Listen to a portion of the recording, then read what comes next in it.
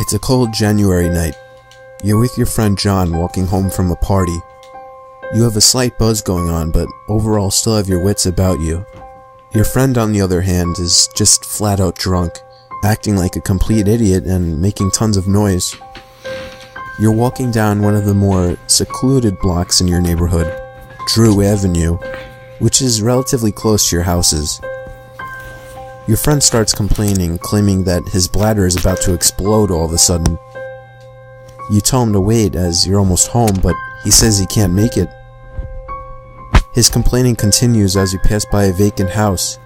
In fact, this house has been uninhabited for years now, ever since the owner of the house and his daughter were stabbed to death by an intruder. Everybody in the neighborhood knows about it. It wouldn't leave the local newspapers for weeks.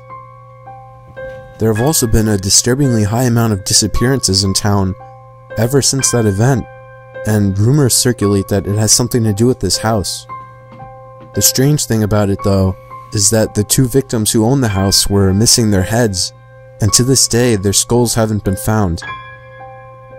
Since John literally looks like he's about to pee his pants, you suggest that he just go on this lawn, but the thought of somebody watching comes to mind, so you suggest that he goes in the backyard. Without a reply, he runs to the old wooden gate and latches it open.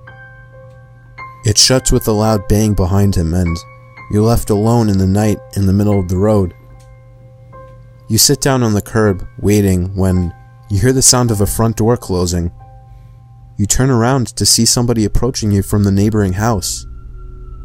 It's an elderly woman. She tells you that she heard the gate to the backyard of the empty house slam shut. You try to think of a quick excuse or lie, but she picks up on your stammering and tells you not to even bother lying. She says that she doesn't care what you do, but that you and your friend should simply stay away for your own safety. After all, there have been a lot of disappearances in town lately. Something about the way she says that gives off an eerie vibe. It doesn't seem like she sincerely cares about your safety, and what the hell could she mean by that? For your own safety? You open your mouth to respond, but she gives you no time. She turns around and slowly walks back to her house, shutting the door behind her. You're left alone again by the curb, confused and creeped out. There seemed to be something off about that lady, but she probably has to deal with trespassers all the time, being the neighbor to this old house. But what kind of old lady stays up this late at night? It's almost 1 in the morning. You continue waiting, now continuously glancing at the old lady's house to see if she's watching you through the window. She isn't. John's been gone for a while now. He should have been back by now. You don't want to call his name to draw even more attention to yourself. Maybe you should just walk home. John's 21 years old. He doesn't need you to walk him home. But he is pretty drunk.